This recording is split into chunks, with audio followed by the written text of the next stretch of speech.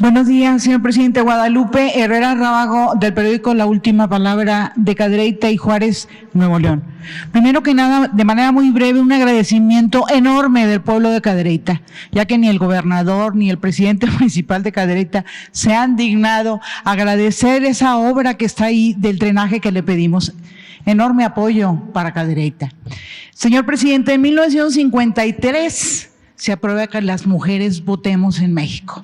Para mí eso fue maravilloso, escuchando las historias de mi madre y de mi abuela, de cómo era antes de ese día a después.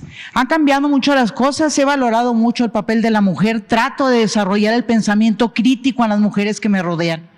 Vivo en un lugar muy difícil, Cadereyta y Juárez, Nuevo León, donde hay de 4 a 5 en promedio ejecuciones de mujeres. Yo le quiero, secretaria, dejar este pendiente, porque en Cadereyta y Juárez las mujeres ahora venden la droga. Antes eran los hombres, luego los muchachos, luego los niños, y ahora las mamás dejan la casa y los niños, y hay una gran cantidad de huérfanos después de las ejecuciones.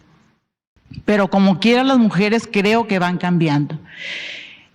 Le menciono el papel de la mujer, señor presidente, porque en Cadereyta vemos muchas mujeres que seguimos paso a paso los aconteceres diariamente de este país. Cuando se dio el momento de la elección de la presidenta para la Suprema Corte de Justicia, nos alegramos si fuera Jazmín, si fuera Norma Piña, porque era mujer. Nos dio mucho gusto entre las que comentamos ahí, no importa, era mujer. Pero nos decepcionamos mucho de la ministra, de la presidenta ahora de la Suprema Corte de Justicia, con esa arrogante actitud, porque se puede esperar todo, que se equivoquen, inclusive en sentencias, pero que no respeten la institución. Usted fue electo por 30 millones de personas, ella por 6. Entonces nosotros estamos decepcionados de su papel. Yo estoy aquí, señor presidente, para suplicarle que no deje de apoyar a la mujer, porque aunque existan estos casos aislados de mujeres que no están comprometidas con ellas, con su entorno y con las demás mujeres, habemos muchas otras y hay muchas otras. Yo voy de salida ya, viene la nueva generación que tienen esa amor por su pueblo. Para eso estoy aquí, para suplicarle que no deje de apoyar a la mujer. Yo me siento muy contenta, orgullosa que mujeres como ella estén frente a instituciones tan grandes. Imagínense qué diferencia García Luna a Rosa Isela, del cielo a la tierra. Además es mujer, que es garantía. Digo, no le quiero faltar el respeto a la presidenta, pero sí considero que habla mucho más su silencio al no desmentir los medios que han dicho que ella tuvo tal actitud con usted. Ese es un comentario que quisiera me respondiera. Y el otro, respecto a García Luna, precisamente, señor presidente, si lo llegan a condenar, ¿fue protección del narco o la guerra del narco como la planteó el presidente Calderón en su momento? Estamos preocupados también porque si no lo condenan, pues nos los van a mandar para acá. Y aquí, la verdad, señor presidente, con todo respeto, no hay respeto y no hay confianza en el Poder Judicial. Es cuanto, señor presidente. Gracias. Muy bien, pues mira, vamos nosotros a seguir apoyando a las mujeres. Hay constancia de que se les respeta, participan como no se había visto nunca en el servicio público. En el caso del gobierno federal, la mitad del gabinete prácticamente son mujeres y me ayudan mucho, pero también en cuanto a los beneficios de los programas de bienestar. Ya, si no son mayoría las mujeres que reciben apoyos, ya están a la mitad, es decir,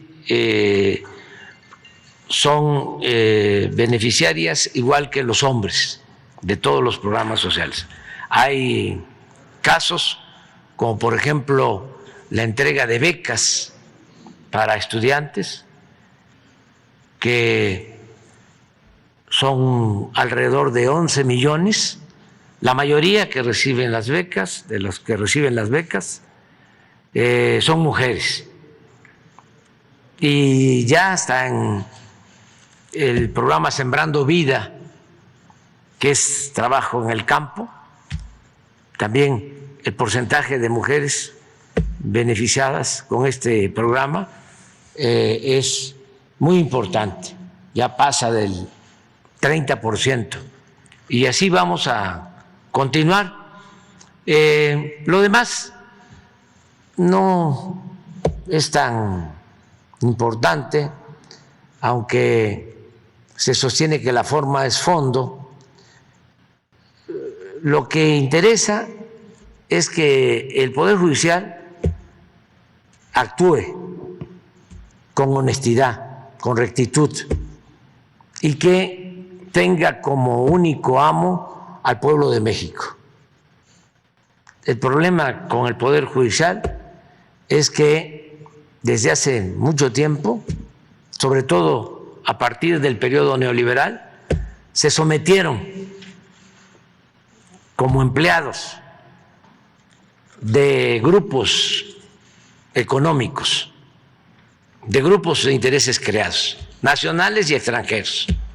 Entonces, jueces, magistrados, ministros, defensores de particulares, de potentados, atendiendo a los abogados de los grandes despachos de fiscalistas, los grandes despachos de penalistas, protegiendo a delincuentes de cuello blanco, inclusive defendiendo a empresas extranjeras en contra de empresas públicas, como es el caso, por ejemplo, de la Comisión Federal de Electricidad o de Pemex, donde los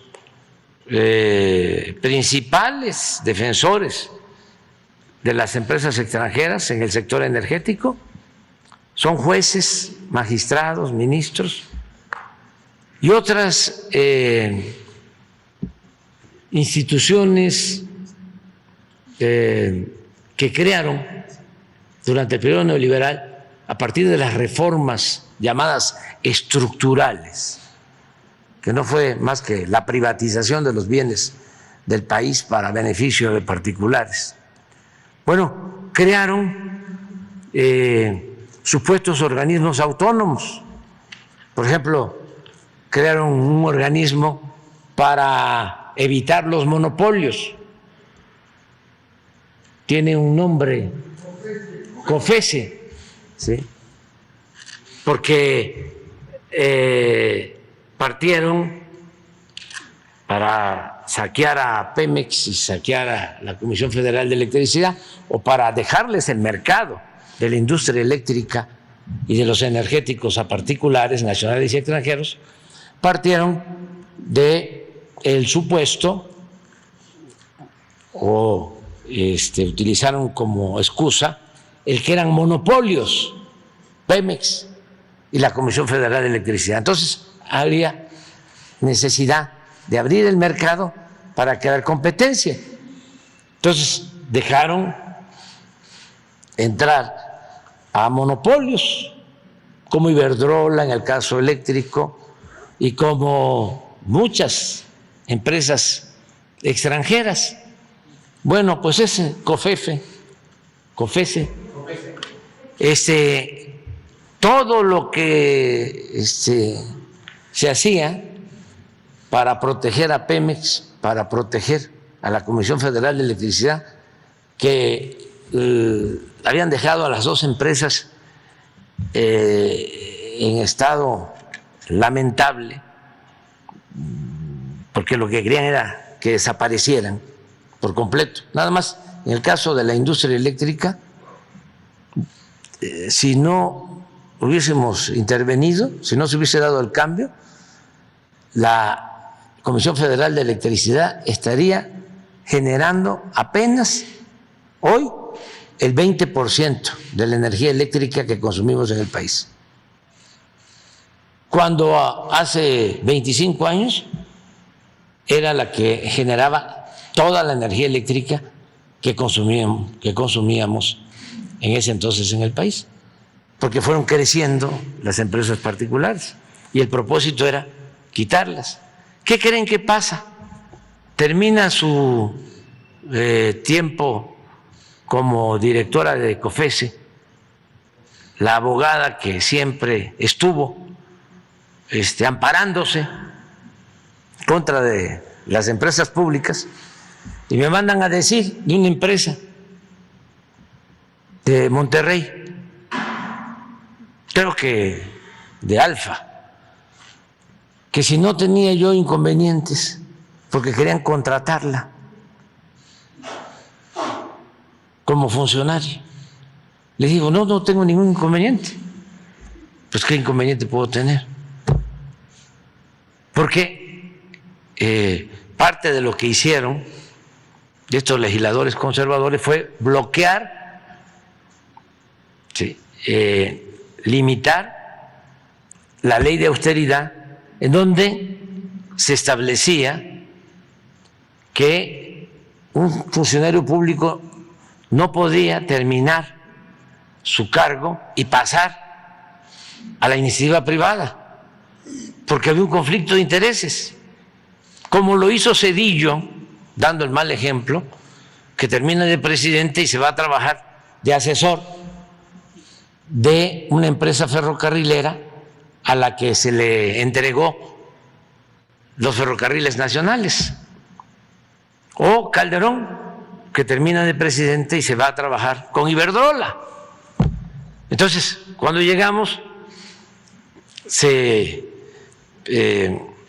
envía esa iniciativa de reforma, se aprueba, pero luego la Corte, el Poder Judicial, la limita, porque decíamos, tienen que pasar 10 años para que un funcionario pueda trabajar en la iniciativa privada. Entonces, la limitaron, la declararon inconstitucional y le quitaron ese tiempo. Por eso, ahora se dan estos casos, ¿no? Yo no tengo ningún inconveniente porque legalmente lo puede hacer. Pero ¿qué es esto? Una inmoralidad. Es demostrar que todos estos institutos supuestamente autónomos los crearon no para defender al pueblo, sino para defender a una oligarquía, para decirlo con claridad. ¿Sí? Y lo mismo pasa en el Poder Judicial.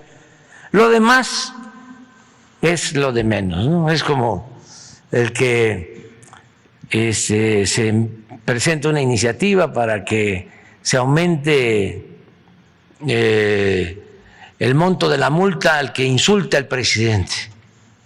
Eso no. Es más, vamos a quitar ese por injurias al presidente. Eso no importa, porque pues la autoridad moral, la autoridad política se gana fundamentalmente con un recto proceder y con lo que estimo más importante en mi vida, la honestidad. Entonces, claro que me van a insultar, pues imagínense los que estaban acostumbrados a robar, a saquear, que vivían colmados de atenciones, de privilegios, que se sentían los dueños de México, pues están muy molestos de la transformación que se está llevando a cabo. Pero de eso a que multen a Aguilar Camín, que me insultó, ¿sí?, públicamente, gran intelectual, orgánico, amigo de Salinas y de Zedillo y de todos, ¿no? Que sacaba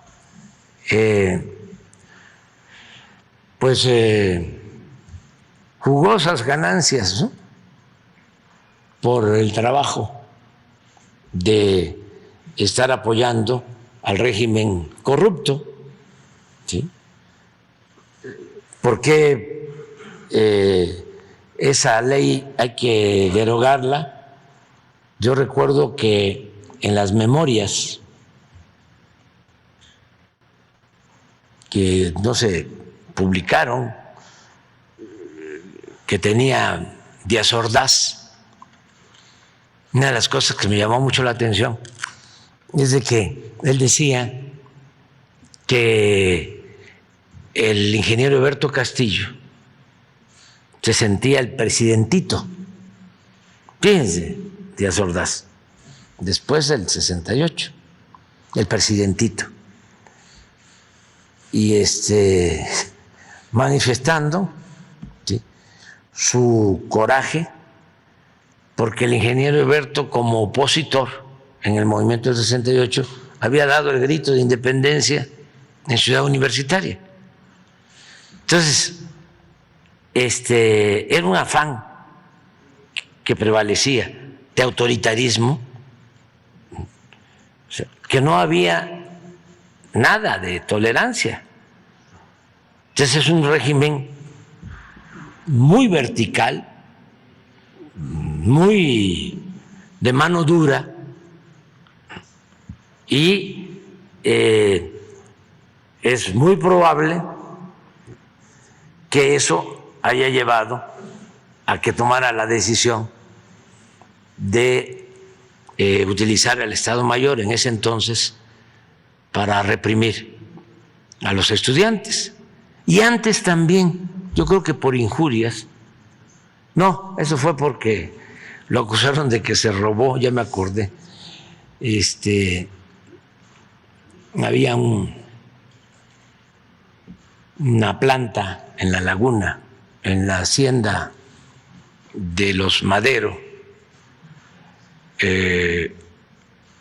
y de eso, de que acusaron a Francisco I. Madero para meterlo a la cárcel cuando la elección, cuando lo detuvieron en San Luis Potosí, Guayule. O sea, lo acusaron de haber robado unos sacos, unos costales de guayule. Creo, busca ver si es una planta, ya no se cultiva, pero en ese entonces sí había el guayule. Entonces le fabricaron estos delitos. Entonces yo no quiero de ninguna manera, ¿no?, que eso se mantenga, eso lo vamos a quitar, como vamos a quitar también, sí, antes de que yo me vaya, el 33 famoso, de que si un extranjero viene, participa en cuestiones públicas, políticas, declara algo, se le aplica el 33, o sea, se le expulsa del país. Eso no solo quedó en la Constitución del 17, venía desde antes, de declarar extranjero pernicioso. Ahora que vinieron estos conservadores de España, Vox, sí, yo hasta les dije que se quedaran más tiempo conviviendo aquí con sus colegas del bloque conservador, pero no se fueron rápido. Aquí no hay problema, sí, en cuanto a eso. Y sí vamos a seguir apoyando a las mujeres. Sí, sí, presidente, nada más era esa observación. Nosotros